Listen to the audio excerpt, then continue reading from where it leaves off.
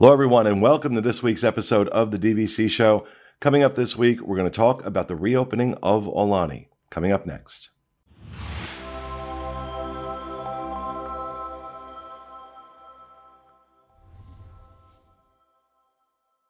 Hello, everyone. Welcome. Coming to you from the Bob Varley studio in Orlando, Florida. I'm your host, Pete Werner, joined this week via Skype by my good friends from the DVC store, Mr. Jerry Saito. Hello, everybody. Mr. Paul Krieger. Aloha. And back in the production nook, Mr. Corey Fiasconaro. Welcome home. What is left of what is the production nook right now, and will not be probably in the next week or two. Yeah. So it's going to be interesting. Yep. It's going to be interesting. So, well, welcome, folks. Hope your week is off to a good start. As usual, before we get started, if you are in the market to purchase a DVC resale, reach out to our friends over at dvcstore.com, or you can give them a call, 1-800-550-6493. They can help you with buying a DVC resale, selling your resale, helping you upgrade to another contract or adding on more points, renting out your points, or renting points if you want to try DVC before you buy. All of that they can help you with. 1-800-550-6493. Okay, so now, as of the date we are recording this, Aulani has not opened yet because we do pre-record these shows, but the date that it goes up, it opened yesterday. And Aulani has been closed since March. I switched to Jerry. Do that again. Do that again, Jerry. Hello, everybody. Oh, Who's ready for some Aulani? You don't have to stop it going. Yeah, don't leave your day job. Don't leave your day job. Yeah, right. That was a missed chord there. Sorry about that, everybody. I would say so. But yeah, Aulani is now, as of the time this goes up, Aulani is reopened. And the big question is, are you willing to go? Now, there are a number of things to consider with going to Aulani, not the least of which is the length of the plane ride during COVID. And dueling opinions by experts on whether or not how well or how efficient COVID can spread on an airplane. There are those who say that because of the air being constantly filtered and some of the changes that the airlines have made, it is a safer form of transportation than some others might be. There are experts that give a very differing opinion to that. So I've read both sides. That, coupled with the fact that you are, depending on where you're flying from, especially if you're flying from the East Coast, that's a good 10-hour flight getting over to Oahu. Then there is the restrictions that are in place in the state of Hawaii, that unless, I believe, and someone correct me if I'm wrong, unless you can produce a negative COVID test result that was done within 72 hours of arrival, you have to quarantine for 2 weeks when you get to Hawaii. Am I correct on that, Paul? Correct.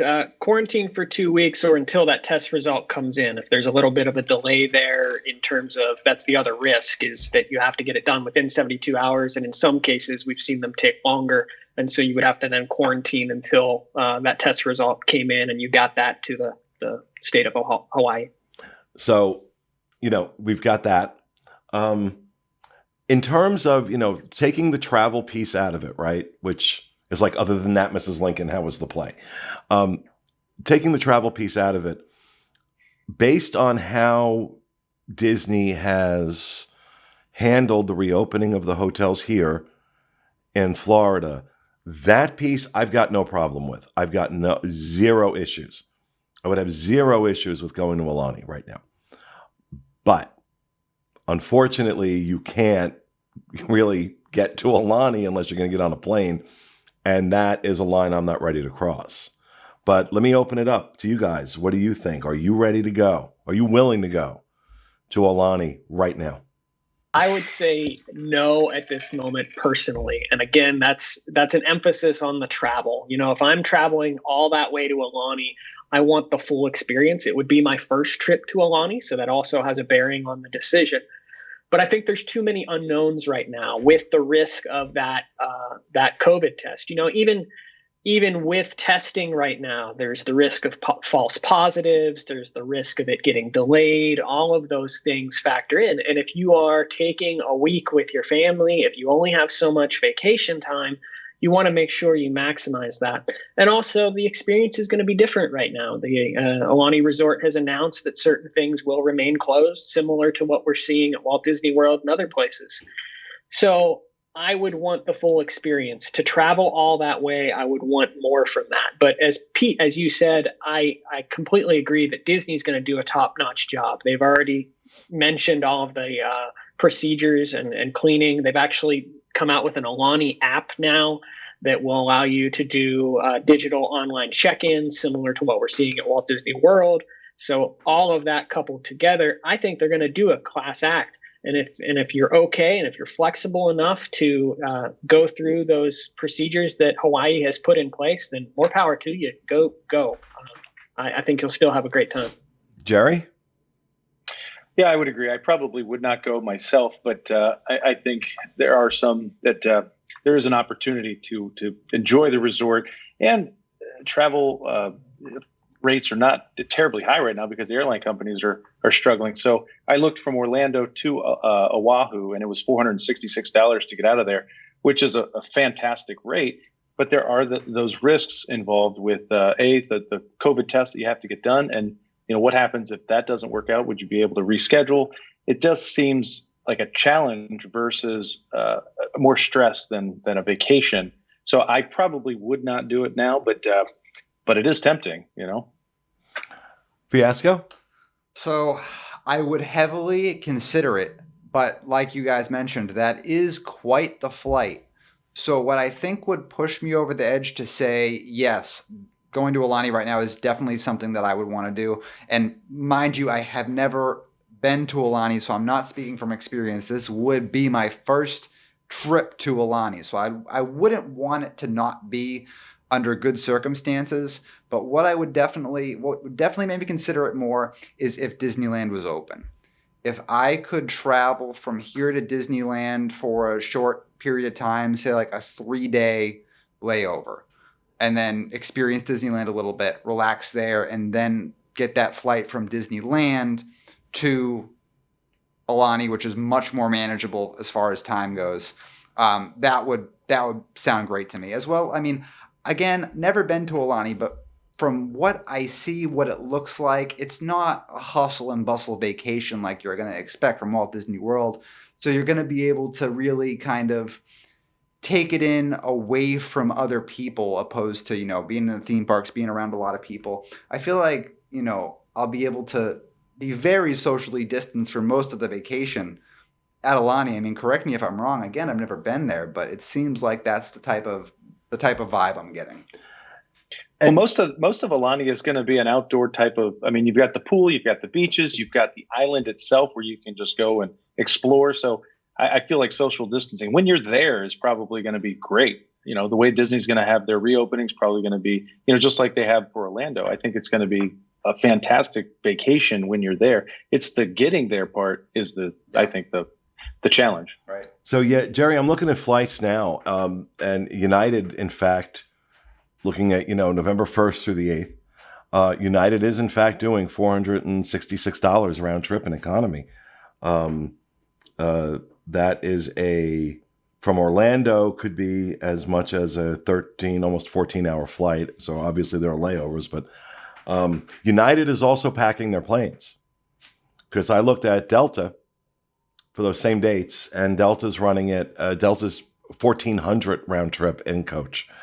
Delta's also not packing their planes. So, it's 6-1. I mean, look, don't get me wrong. I love Aulani. I would love nothing more than to go back to Aulani. But, I still won't eat inside a restaurant. So I don't know if I'm not going to eat in a restaurant. I don't imagine myself being on a plane anytime soon. And it's killing me because this is the first year in a decade that I haven't traveled extensively. I was supposed to be in Egypt in the spring and had cruises scheduled. Supposed to be out in California. Supposed to be out in California right now, I believe. All of those things got canceled. Fiasco, what were you going to say? Oh, yeah. So, I mean, by the time this goes up, I would have already, at the filming of this video, I'm getting ready to check into Saratoga Springs this weekend for a short little staycation. And when I'm there, I'll check out census. I'm not sure of the exact spa policy right now, but when I called back in July, they were going to allow me to make a reservation for October, which is when we're recording this video. But the policy was obviously mask the whole time. So by the time this goes up, you can check the DVC fan Facebook group if you're not already a member, but I'll definitely post on there once I know for sure what the current spa mask policy is. But that's another huge draw for me to go to Aulani because I love spas. And I'm sure, again, not from experience, but the spas there are probably amazing. Oh, no, I will tell you now, the spa at Aulani is unlike anything you're going to find here in Orlando and unlike anything you're going to find in most places. Yeah. It's on the same level as what you experience on Disney Cruise Line, which you've never done. Yeah, also that either. So, I mean, poor thing. Yeah. Just hasn't done anything. Jerry? I would also like to note that even if the spa is closed, and let's say you do go to Aulani, your soul is massaged when you're on the island of Oahu. Like, just in general, you don't even need to walk into a spa. You can just be there, breathe the air, see the plumeria flowers dropping out of the sky, smell the ocean breeze. Like, it's the most beautiful place on earth, at least that I've ever seen. So anyway, sorry. I digress. Sorry about that. I would also like to say, because every single time we bring up Disney Cruise Line, I always say the only cruise I've been on was on a military vessel. I've also been to Hawaii. I was actually in Hawaii for 2 straight weeks, then went back out to sea on a military vessel, and then came back for a week. So I spent almost a month in Hawaii, but it was all on military duty. You can say Navy ship. Yeah. A military vessel. Like, were you CIA? Yeah. I mean...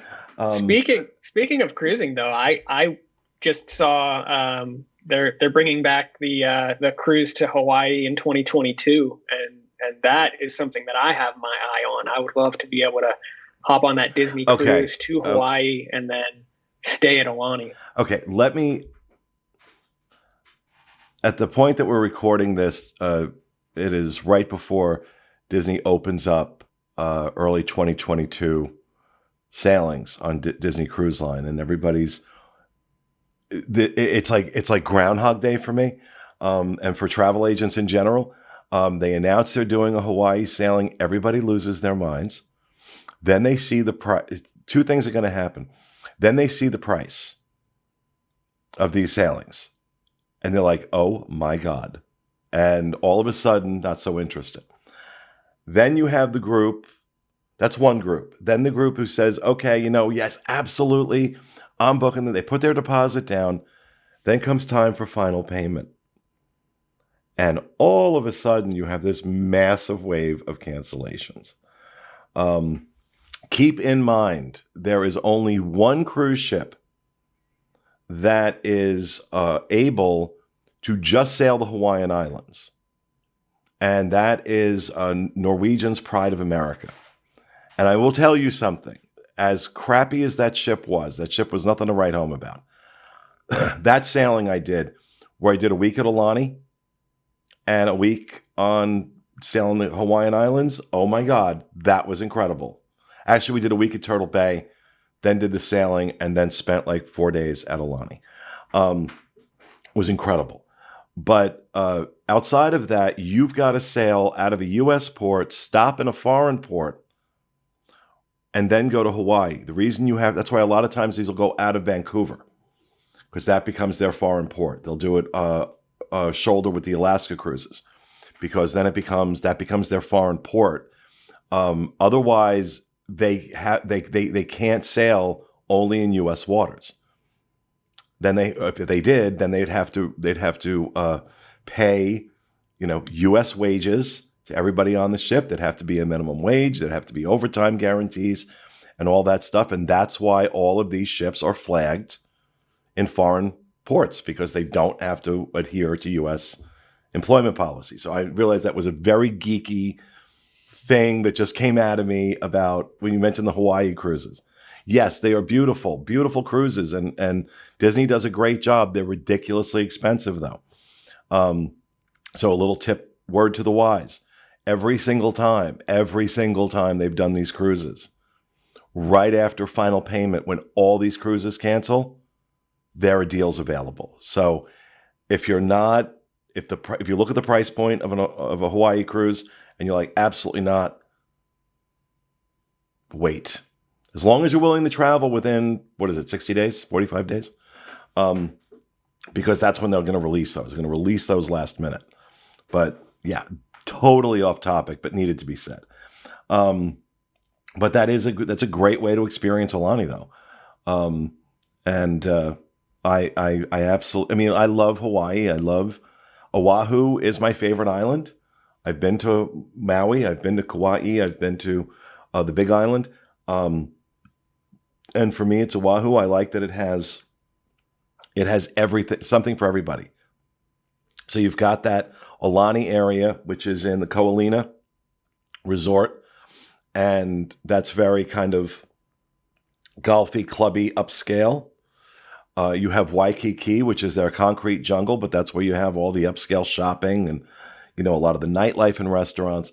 Then you have the North Shore, which is that incredible, it's like old Hawaii, right? It's not overdeveloped, beach towns, and driving the island is amazing. But Paul, you look like you're ready to say something. I was just going to ask everyone, do you think we might see some sweeteners thrown out there, even for DVC members, to entice them to travel to Aulani right now? We're recording this before the reopening, but I can only imagine that there is going to be a little bit of a struggle to really convince tourism to reboom over in Hawaii because of travel restrictions. So I wonder what we might see as enticements to get people over there. Stop and look at where we are right now, right? So for the fall, Disney released some pretty extensive discounts for October through December. DVC is offering the 40% off friends and family rate, up to 40% off friends and family for DVC members to book cash reservations. Kind of unusual. And that's here in Orlando, where they don't have as much of a challenge right now, getting people down here as they would getting them out to Hawaii. So I think it's all but guaranteed we're going to see something. I know there are some offers right now. I think 30% off offer for Aulani at the moment in general. But I think you are definitely going to see some sweeteners.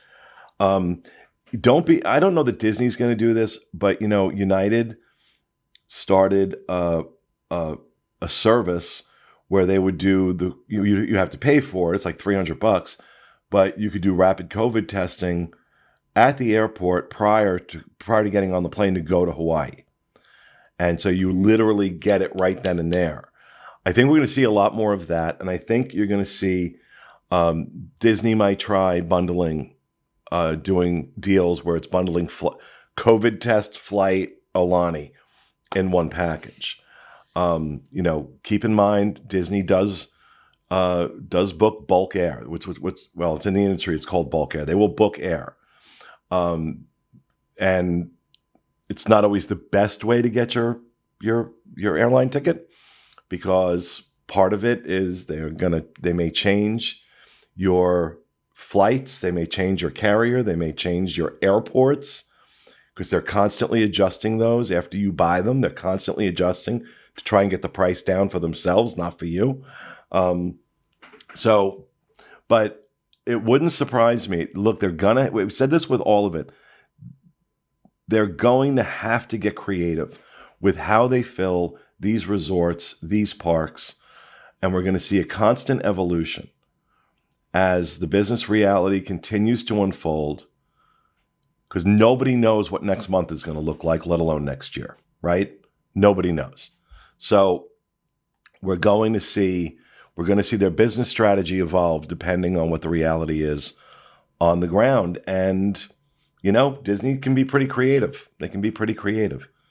So, but, at this point, do we know what the occupancy is at Aulani? It's probably going to cap at 25 the way they are here, I would imagine. I haven't heard specifically, but I would imagine they're going to cap it at 25%. So they can get away with certain discounts to get to 25%. If they want to start getting to 50% or above, they're going to have to do something. So yeah, I think we will, but what those are going to be, I don't know. So I just hope it goes well. I hope, just like the rest of us, can't wait till this isn't a thing, right? Till this isn't a thing anymore. But in the meantime, I will hold fast to my memories of being at Aulani until I can get back out there again, in all seriousness. I just Gary, what's that? Gary, you should play us out. Play us out with a little tune? I wish I could. I know a couple chords. Yeah, okay. Because it's a beauty. Let's see. Here's a little ukulele I got when I was in Maui. So there you go. That's it's pretty. Made of koa, which only grows in Hawaii. Yep, koa wood. Love koa wood. I need you to play Somewhere Over the Rainbow on your ukulele as Pete. Yeah. I'm really okay. I'm really, really, really okay. But all right, Don't folks. That's going to do it. That's going to do it for our show for this week. We hope you enjoyed it. We'll see you again next week with another edition of the DVC show. Have a great week, folks.